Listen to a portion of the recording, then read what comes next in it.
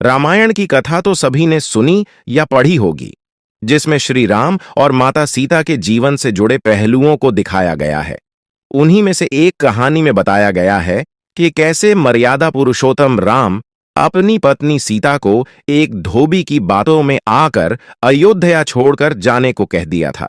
लेकिन क्या आपको पता है कि वो धोबी के रूप में जन्मा एक पक्षी था, जिसके श्राप की वजह से ही माता सीता को वन में भटकना पड़ा था? जी हां, आपने सही सुना, माता सीता को श्राप मिला था। आज हम आपको बताएंगे कि देवी सीता को किस पाप की सजा मिली जो उन्हें वन वन भटकना पड़ा। मिथिला नगरी में जनक राजवंश राज करता था।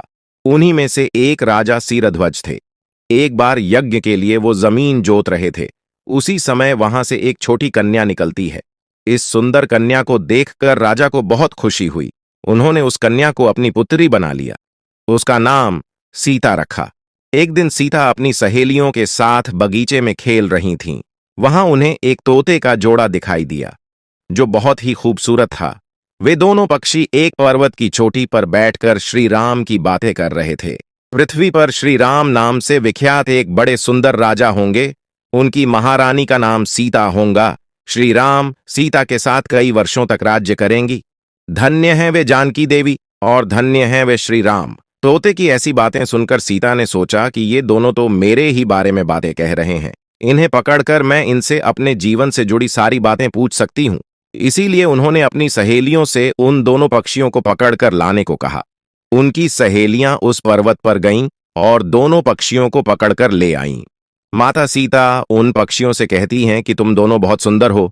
देखो, डरो नहीं, मैं तुम्हें कोई नुकसान नहीं पहुंचाऊंगी। तुम बस मुझे ये बताओ कि तुम कौन हो और कहां से आए हो।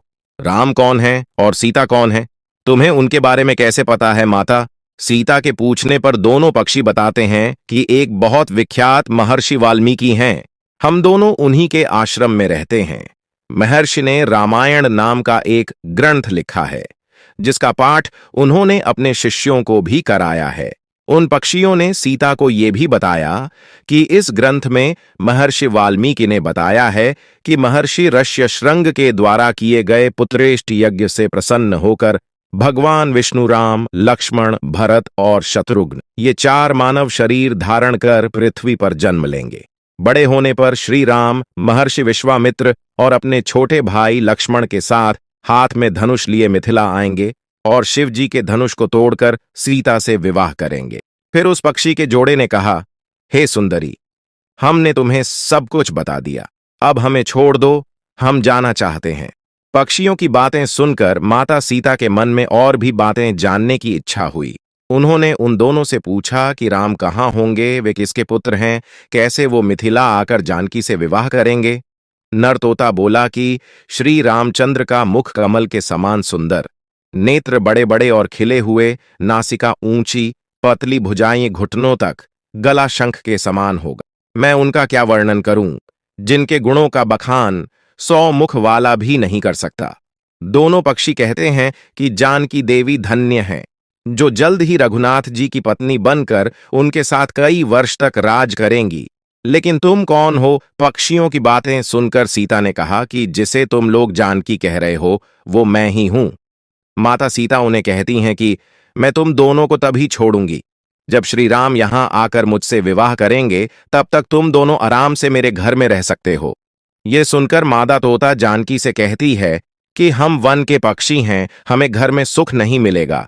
मैं गर्भवती हूं, मुझे जाने दो, मैं अपने स्थान पर जाकर बच्चे पैदा करूंगी। आप चाहें तो उसके बाद फिर से यहां आ जाऊंगी। उसके कहने पर भी सीता जी ने उसे नहीं छोड़ा। तब उसके पति यानी नर तोते ने कहा, सीता, मेरी पत्नी को छोड़ दो, वो गर्भवती है। जब ये बच्चों को जन्म दे देगी तब उसे लेकर मैं फिर तुम्हारे पास आ जाऊंगा। तब माता सीता ने कहा, तुम आराम से जा सकते हो, लेकिन ये मुझे बहुत पसंद है, तुम घबराओ नहीं, मैं इसकी अच्छे से देखभाल करूंगी। जब सीता ने उस मादा तोते को छोड़ने से मना कर दिया, तब वो पक्षी दुखी हो गया। पक्षी दोबारा सीता जी से निवेदन करता है कि मैं अपनी पत्नी के बिना जिंदा नहीं रह सकता, इसलिए इसे छोड़ दो। माता सीता, तुम बहुत अच्छी हो, मेरी प्रार्थना मान लो। इस तरह उसने बहुत समझाया, लेकिन सीता ने उसकी पत्नी को नहीं छोड़ा।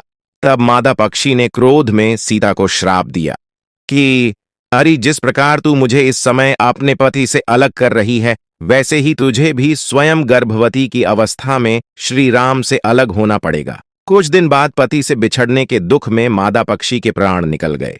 पत्नी की मौत हो जाने पर नर पक्षी दुखी हो गया। फिर वो सीता जी से बोला कि मैं मनुष्यों से भरी श्री राम की नगरी अयोध्या में जन्म लूंगा। मेरे ही कारण तुम्हें पति के वियोग का दुख उठाना पड़ेगा। ये कहकर वो वहां से उड़ जाता है। कुछ साल बाद उसका जन्म अयोध्या में धोबी के घर हुआ।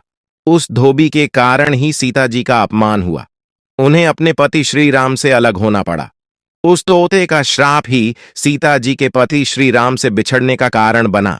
इसीलिए जब माता सीता गर्भवती थीं, तो उन्हें भी पति से दूर वन में रहना पड़ा है। आपने अक्सर लोगों को कहते सुना होगा कि हमारे कर्मों का फल हमें यहीं मिलता है। इस कहानी से यह बात सिद्ध भी हो जाती है कि कर्म के फल से कोई भी नहीं बच सकता, फिर चाहे वो भगवान राम हो या सीता। सभी को अपने कर्मों का फल भोगना पड़ता है।